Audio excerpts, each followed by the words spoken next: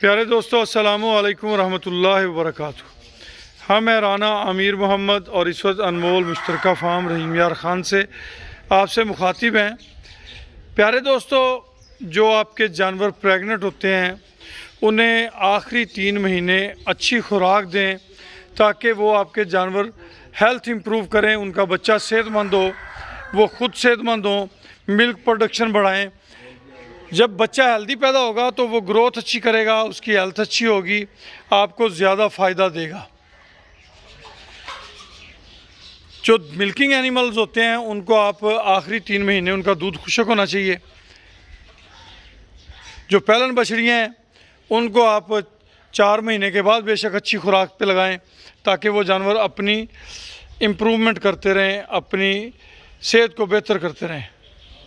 इससे आपके जानवरों की ब्रीड इम्प्रूव होगी, आपके जानवर आपके लिए ज़्यादा फ़ायदेमंद होंगे, आपको इन जानवरों से ज़्यादा नफ़ा होगा।